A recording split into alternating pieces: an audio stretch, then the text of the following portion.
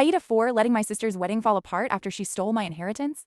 I 24米 grew up knowing my older sister, Emma 27F, was the favorite. It wasn't subtle. If she succeeded, it was celebrated. If I succeeded, it was what's next. I learned early that keeping quiet caused fewer problems. Our grandfather was the one exception. He treated us equally. When he passed, they left Emma and me equal inheritances. It wasn't millions, but it was enough to pay off debt and feel secure for the first time. That peace didn't last.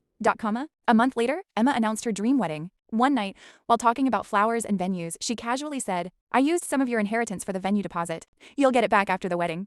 I laughed, assuming it was a joke. It wasn't. My parents had given her access to the account temporarily because she was stressed.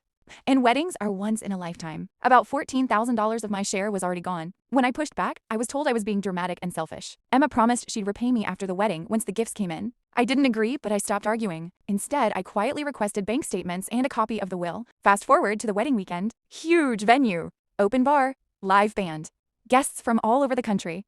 I was seated near the front and expected to give it toast. What Emma didn't know was that the account required both beneficiaries' approval for large withdrawals.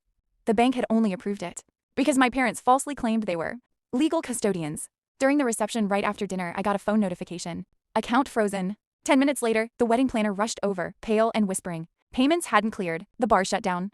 The band stopped playing. Staff began packing up. Emma started crying and screaming. My parents demanded to know what was happening and turned to me. So I told the truth. I explained I never approved my inheritance being used. The bank corrected the mistake, and I was still waiting to be repaid, just like Emma promised. The room went silent. Emma called me cruel. My parents said I ruined her special day. Some relatives glared at me. Others started asking uncomfortable questions. The wedding technically continued, but without music, alcohol, or energy. People left early. 2 days later, Emma transferred every dollar back. Apparently, she had a backup fund the entire time. My parents still think I'm the villain, but for the first time, I stood up for myself, .ITAT.